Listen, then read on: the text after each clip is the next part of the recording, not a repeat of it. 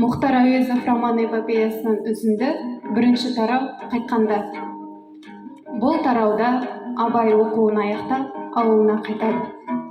Әкесі Құнанбай Абайды әкелу үшін өзінің Жорға Жұмабай мен Байтас деген көмекшілерін жібереді. Абай ауылына асыққаны соншалық, қайтар жолда екі үлкен кісіні біраз әбігерге түсіреді. 3 күндік жолдың 3-ші күні әсіресе қызықты өтеді. Есімбайдың жырасына келгенде үлкендер Абайға: «Мына жерден абайла, бұл ұрылардың мекені, астыңдағы атыңды тартып алмасын» деп ескертеді.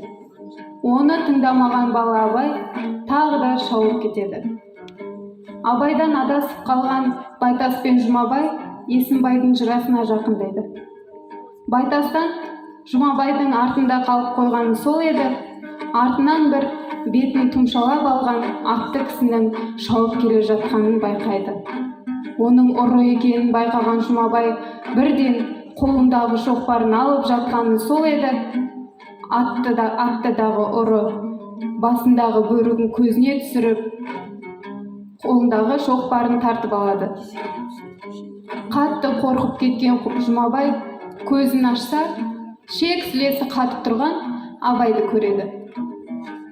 «Ұрылардың мекенінде жаман ырым бастағаның не?» деп қатты ызаланып ренжиді. Абай Құнанбайға Жұмабайдың қадірі бар кісі екенін біліп, және өзі туралы теріс пікір естісе, әкесі оны аямайтынын біліп, бірден кешірімін сұрап, «Ұйқашар болсын деп едім» деп ақталады.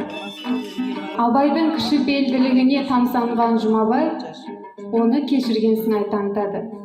Оларға алыстан қарап тұрған Байтас жандарына келіп, қалжыңмен іліп әкетіп, үшеуі ауылға жарыса қайтады. Ауыл адамдары алыстан 3 атты кісінің келе жатқанын байқап, бірден Абай екенін біледі. «Абай келе жатыр, Абай келді» деп барлығы қуанып шуласады. Оны естіген анасы Ұлжан Абайдың сол күні келетінін алдын ала болжаған. Төрде отырған әжесі Зереге барып, Абайдың келгендігін айтып, оны сүйемелдеп далаға алып шығады.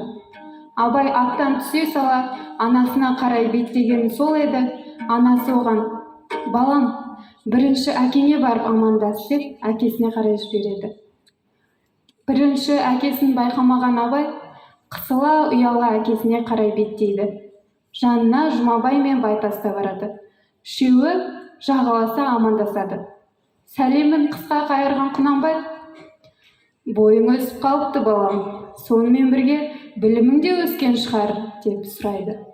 Оның не кекетіп, не шын сұрап тұрғанын білмеген Абай, сұрағы жауапсыз қалмасын деп: «Шүкірлік әке, дәрістің барлығын аяқтамасам да Хазіреттің жіберуімен келдім» дейді.